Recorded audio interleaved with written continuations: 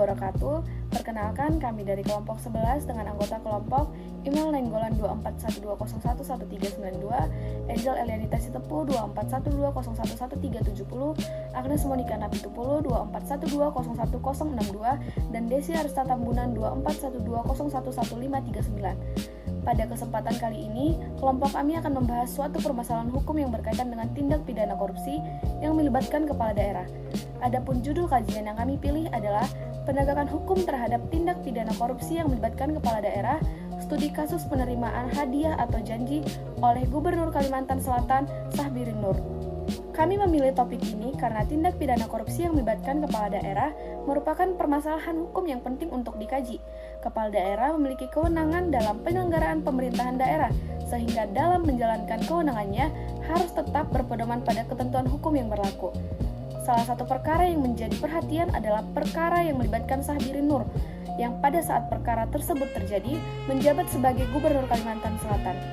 Berdasarkan catatan KPK, perkara ini berkaitan dengan dugaan penerimaan hadiah atau janji terkait paket pekerjaan di lingkungan pemerintah Provinsi Kalimantan Selatan, serta penerimaan lainnya. Perkara tersebut kemudian menimbulkan persoalan mengenai bagaimana ketentuan hukum pidana korupsi diterapkan ketika pihak yang diduga terlibat merupakan seorang kepala daerah.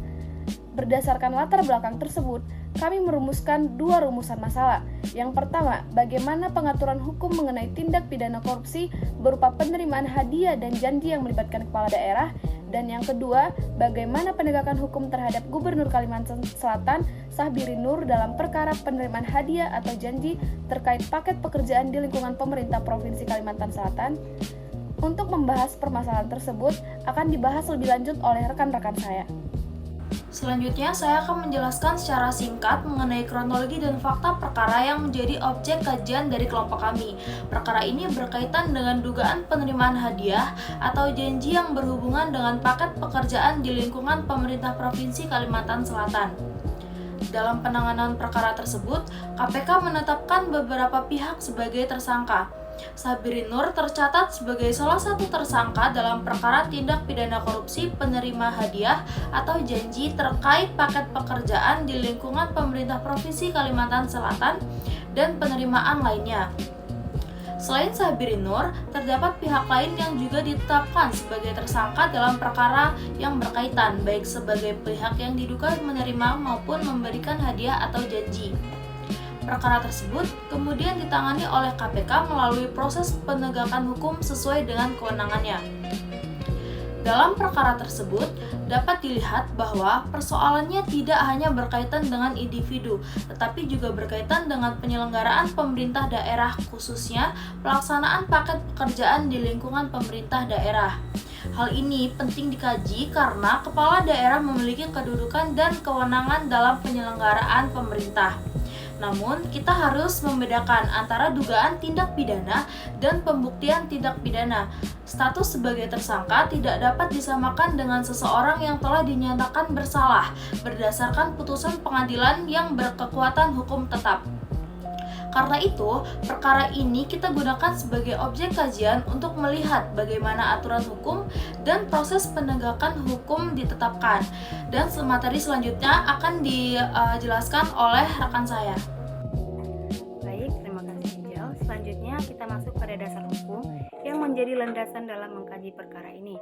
Tindak pidana korupsi di Indonesia secara khusus diatur dalam Undang-Undang Nomor 31 Tahun 1999 tentang pemberantasan tindak pidana korupsi, sebagaimana telah diubah dengan Undang-Undang Nomor 20 Tahun 2001. Dalam perkara yang kami kaji, fokusnya adalah dugaan penerimaan hadiah atau janji yang berkaitan dengan jabatan dan pelaksanaan pekerjaan di lingkungan pemerintahan. Karena pihak yang diduga terlibat merupakan kepala daerah, kedudukannya menjadi penting dalam kajian ini.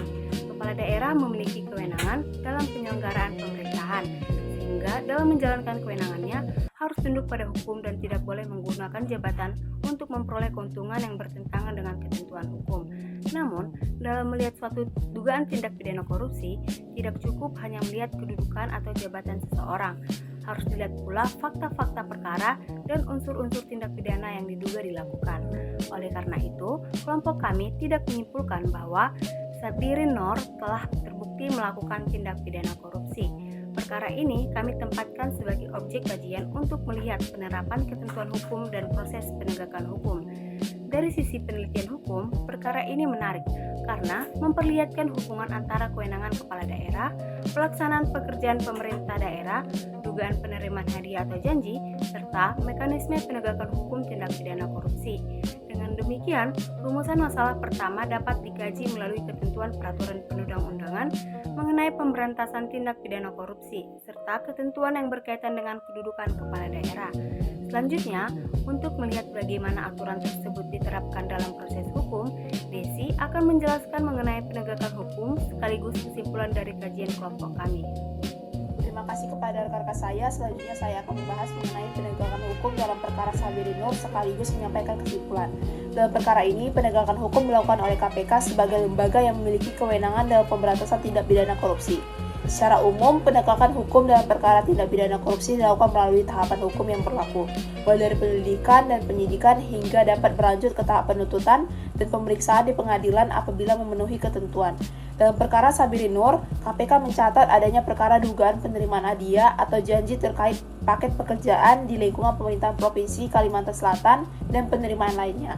Perkara ini menunjukkan bahwa kedudukan sebagai kepala daerah tidak menghilangkan kemungkinan dilakukannya proses hukum apabila terdapat dugaan tindak pidana.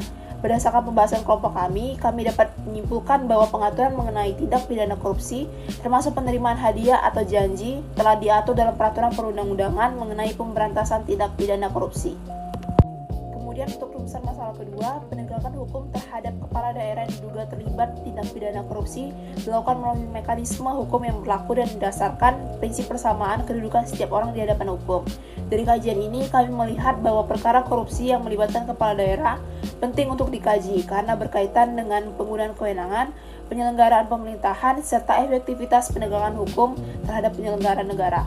Dengan demikian, perkara Sabiri Nur dapat menjadi objek kajian untuk melihat hubungan antara kewenangan kepala daerah, tindak pidana korupsi, dan proses penegakan hukum. Demikian hasil diskusi kami mengenai penegakan hukum terhadap tindak pidana korupsi yang melibatkan kepala daerah. Studi kasus penerimaan hadiah atau janji oleh Gubernur Kalimantan Selatan, Sabiri Nur. Terima kasih atas perhatian teman-teman.